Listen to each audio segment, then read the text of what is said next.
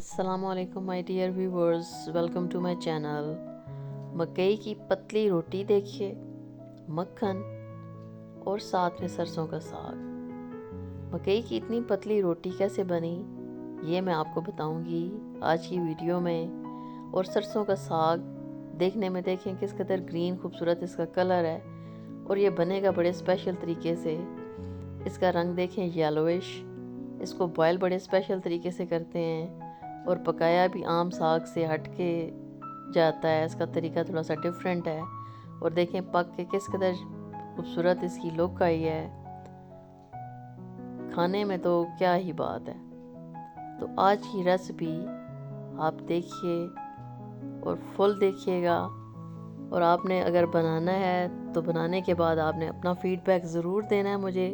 सर्दियों की सौगात, सर्दियों की बड़ी स्पेशल सी डिश है ये। आम तौर पे घरों पे बनाया जाता है इसको। और पहले क्या करेंगे कि हम साग बना लेंगे, उसके बाद हम जाएंगे मकई की रोटी की तरफ। एक मीडियम साइज़ का प्याज मैंने लिया, उसको मैंने हल्का सा सोते कर लेना है, लाइट सा ब्राउन उसको कलर दे के। उसके अंदर जिंजर, गार्लिक और चिलीज़ का पेस्ट था मेरे पास, वो मैंने डाला। उसके बाद टमाटर इसके अंदर मैंने डाले, उसको थोड़ा सा फ्राई कर लेना है।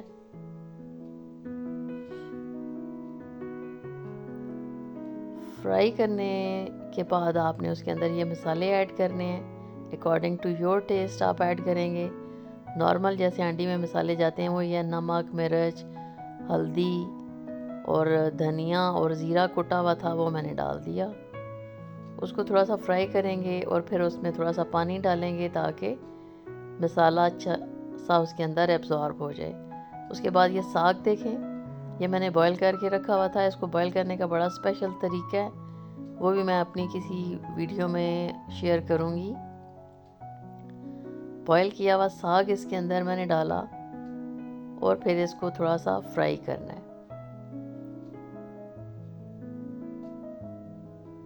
फ्राई करने के बाद आपने थोड़ा सा उसके अंदर दही अगर आपके पास है, या आपके पास अगर लस्सी है तो वो आपने इसके अंदर डालनी है। उसमें जब दही या लस्सी में जब ये पकता है तो इसका बहुत ही स्पेशल और बहुत ही ज़बरदस्त सा जायका आता है। बना के आपने ज़रूर देखना है। इसके कलर्स देखें कितने यम्मी लग रहे हैं, वाइट, ग्रीन, रेड, कलरफुल खूबसूरत सा साग। सर्दियों में ये आमतौर पे पसंद किया जाता है, मोस्टली घरों में ये इसको बनाया जाता है। इसके बाद जब ये फ्राई हो जाएगा, पानी इसका खुश्क हो जाएगा दही वाला, तो उसके बाद इसके अंदर घी के 2 स्पून मैंने ऐड कर दिए। तो उससे बहुत ही ज़बरदस्त इसका जो टेस्ट है वो मज़ीद इन्हांस हो गया। तो ये जनाब साग हो गया रेडी। साग को रेडी करने के बाद चलेंगे अभी हम कि मकई की रोटी कैसे बनानी है। 3 कप्स मैंने ली, येलो मकई थी मेरे पास, उसको आपने छान लेना है। साल्ट अगर आप ऐड करना चाहें तो आप ऐड कर सकते हैं, लेकिन मैंने इसके अंदर उसको नहीं ऐड किया क्योंकि मकई का जो टेस्ट है अपना ही मीठा, वो बहुत ही अच्छा लगता है। तो ये देखें, छानने के बाद ये आपने निकाल लेना है, अलहदा कर लेना है। इसी तरह से 1 बाय 1 आपने तीनों कप्स को छान लेना है मकई को। उससे क्या होगा कि आटा बहुत ही सॉफ्ट और उसकी जो डो है ना बहुत ही अच्छी सी बनेगी, और क्रैक होने का जो ख़तरा है वो नहीं रहेगा। 3 कप क्योंकि मकई ली थी तो 3 ही कप मैंने पानी लिया। आप थोड़ा सा कम लेना चाहें तो ले सकते हैं, क्योंकि 3 में ये होता है कि मकई का पता नहीं होता कि वो कितना पानी लेगी। बाज़ थोड़ा ज़्यादा लेती हैं, बाज़ थोड़ा कम लेती हैं, चक्की उनकी चक्की पे डिपेंड कर रहा होता है। तो ये 3 कप्स को मैंने बॉईल किया, उसके अंदर मैंने 2 टेबलस्पून घी के ऐड किए और उसको मैंने बंद कर लिया चूल्हे को, और फिर उस गर्म पानी में इस मकई को इस तरह से मिक्स कर लेना है। अभी आपको ऐसे लग रहा होगा कि जैसे कोई हलवा बन रहा है, तो वाकई कोई हलवे वाली लौकी है इसकी। इसको आपने अच्छी तरह से मिक्स कर लेना है। किसी भी स्पून की स्पैचुला की मदद से आपने उसको मिक्स करना है अच्छी तरह से, क्योंकि वो इतना गर्म है कि उसको हाथ नहीं लगाया जा सकता। और ये आटा इस तरह से बनने के बाद भी ऑलमोस्ट 1 आवर तक ये उसी तरह से वार्म ही था। और रोटी बेलने के लिए ज़रूरी है कि इसको वार्म ही रहना चाहिए, कोल्ड नहीं होना चाहिए। अब जब मैंने देखा कि वो थोड़ा सा मुझे नरम लग रहा था, तो उसके अंदर आप ड्राई जो है ना मकई वो ऐड कर सकते हैं, कोई इशू नहीं होगा। मैंने भी की थी क्योंकि वो मुझे थोड़ा सा सॉफ्ट लग रहा था। इस तरह से आपने उसके पेड़े बना लेने हैं। और कोई भी आपने जो है ना प्लास्टिक का बैग उसको काट के और इस तरह से आपने बना लेना है, ऊपर नीचे रख के दरमियान में पेड़ा रखेंगे और आपने उसको बेल लेना है। अब ये देखें,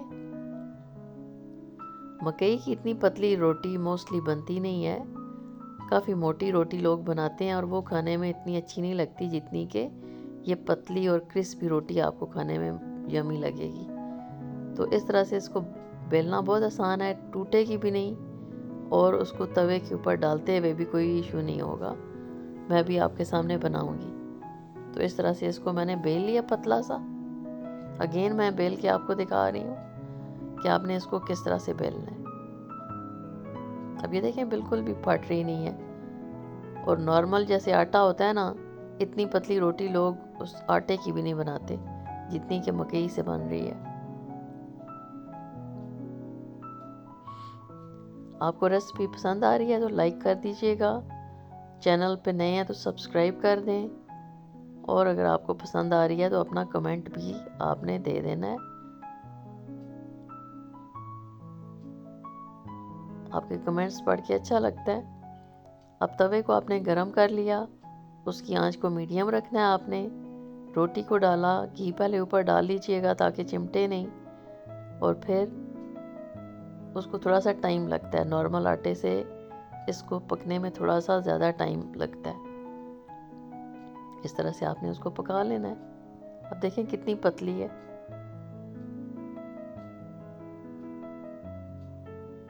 खूबसूरत सा इस पे कलर आ जाएगा।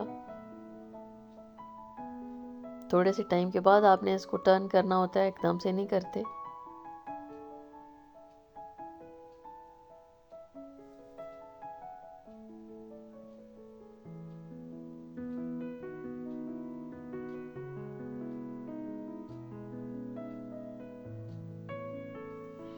नॉर्मली तो आटे की रोटी खाते ही रहते हैं, तो ये चेंज अच्छा लगता है कि आप जब मकई कभी नाश्ते में भी अच्छी लगती है खाने में। तो ये रोटियां इस तरह से, क्योंकि मैंने 3 कप लिए थे, तो रिमेनिंग आटे की मैंने क्या किया कि मैंने इसी तरह से बेल के 1 बाय 1 उनको फ्रीज़ कर लिया। तो इस तरह ये होता है कि आसानी हो जाती है, जब दिल चाहे आपने निकाला और बना लिया विद इन नो टाइम। तो इस तरह से देखें कितने इसके ऊपर अच्छा सा कलर आ रहा है। इस तरह से आपने पतली पतली रोटियां बेल लेनी है और एंजॉय करना है। आप इसको डिनर में ले सकते हैं, दिन को ले सकते हैं, बहुत ही अच्छा लगेगा। थैंक यू सो मच कि आपने इस वीडियो को देखा। होप कि आपने फुल देखा होगा। लाइक ज़रूर कर दीजिएगा। अच्छा, इसके ऊपर ये होता है कि मक्खन जब आप लगाते हैं ना तो बहुत ही ज़बरदस्त लगता है मक्खन के साथ। और फिर साग तो क्या ही बात है, सरसों का साग और मक्खन मकई। कहते हैं ना, सरेआं दा साग ते मक्खन मकई। तो मक्खन और मकई जो है, इसका टेस्ट बहुत ही ज़बरदस्त लगता है। Thank you so much for watching this video. Take care and अल्लाह हाफिज़।